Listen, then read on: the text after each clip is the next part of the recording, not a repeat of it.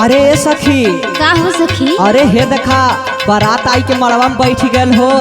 हाँ हाँ चला हो। अरे कुछ चला गाड़ी वाड़ी गावल जाए हो। हाँ हाँ चला। चला चला ये बहने। हे देखा दुल्हवा कैसे ताकत है बहने। हाँ हो सखी देखा कैसे टुकुर हाँ टुकुर। बहन यही से शुरू करल जाए हो। हाँ शुरू करा। हो नंबर वन वाली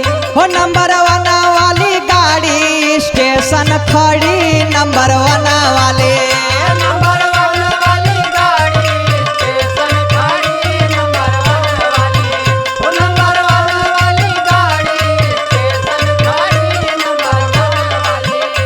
देखत हो बहनी कैसे हमें देखत हो। अरे तोहन के कि हमके देखत बा? अरे तू बड़ी नीक बात हो।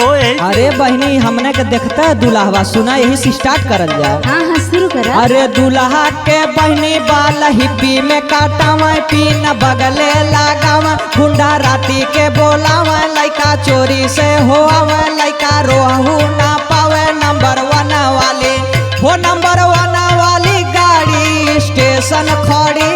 नंबर वन वाले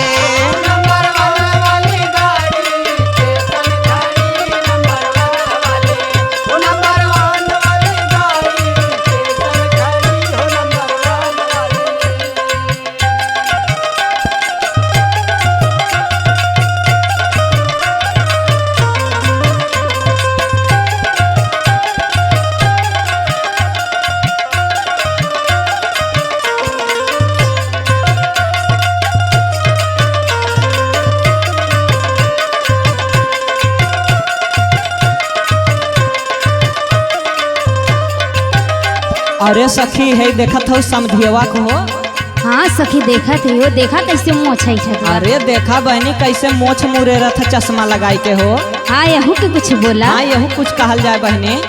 समधी के बहनी बाल हिप्पी में काटावे पीन बगले लगावे गुंडा राती के बोलावे लइका चोरी से होआवे लइका रोहू ना पावे। नंबर वन वाली हो नंबर वन वाली गाड़ी स्टेशन खड़ी। नंबर वन वाले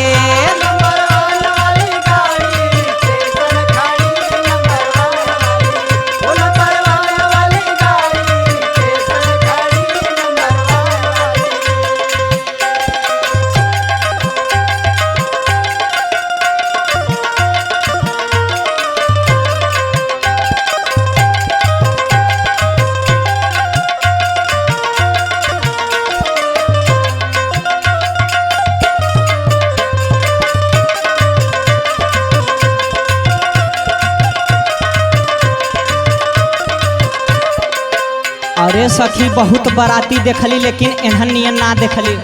हाँ हो सखी। देखा सखी जैसे कभो लड़की देखले ना है हो कैसे टुकुर टुकुर निहारत है। हाँ देखा चश्मा के देखत। बरतिया हमन के बहनी बाल हिप्पी में काटावे पीन बगले लगावे गुंडा राती के बोलावे लइका चोरी से होआवे लइका रोहू ना पावे। नंबर वन वाले वो नंबर वन वाली गाड़ी स्टेशन खड़ी। नंबर वन वाले